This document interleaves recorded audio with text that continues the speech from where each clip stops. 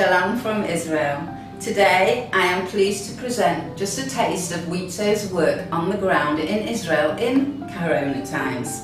In March, when all the daycare centres shut, just 4 remained open at the request of the government. These were Wizo daycare centres operating in hospitals in Jerusalem, Ashkelon, Rishon LeZion and Tel Aviv. They stayed open solely to care for the children of the doctors, the nurses, key medical staff working to save lives. As Wizo youth villages and schools also closed, Wizo aided hundreds of families who had fallen on hard times, enabling them to buy food and other necessities. Most of Wizo's 6,000 strong workforce took unpaid leave. Yet many Wizo caregivers volunteered to keep in touch with parents and children through these times through WhatsApp, sending videos, telling stories to raise morale and provide support. Many Wizo teachers also volunteered, tutoring students remotely. Thousands of Wizo volunteers mobilised, turning their local branches into distribution centres, packing and delivering food and supplies, assembling care packages for the neediest members and those living alone in the community. As Pesach approached, Pesadiki foods, wine and matzah were also distributed. In our Wizo Parents' Home, the 105 aged residents were shielded by compassionate staff who rigidly adhered to health ministry guidelines.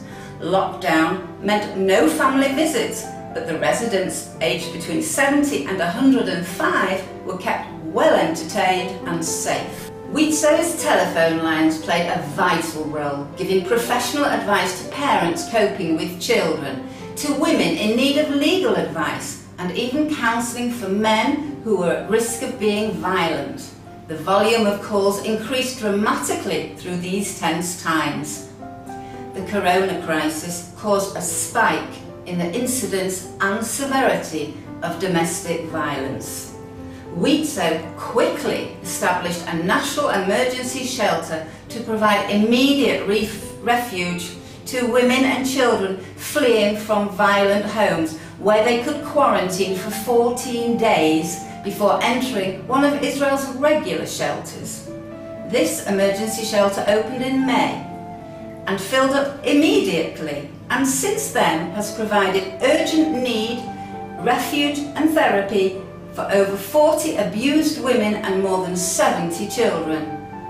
After lockdown ended, Wizo faced the logistic challenge of opening its educational facilities with new and stringent health and safety guidelines. This was done in stages. Special education services were opened first, studying in shifts, with strict social distancing, wearing masks at all times, constant temperature checks to keep children and staff well protected. In our youth villages, students returned in small groups with numerous restrictions and requirements in place to ensure their safety. We reopened the daycare centres for Wizo's 15,000 children to enable working mothers to return to the workplace. All this required meticulous planning as well as huge investment in personal protection items, disinfectant, hand gel, etc. Wizo launched the Wizo Protecting Our Children campaign, which has been very well supported by the federations.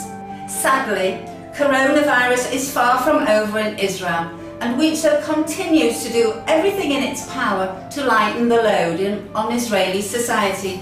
As we say, Wizo, doing what matters, and you too are doing what matters, and I thank you very much. God bless you and be well, and hopefully we'll see each other soon.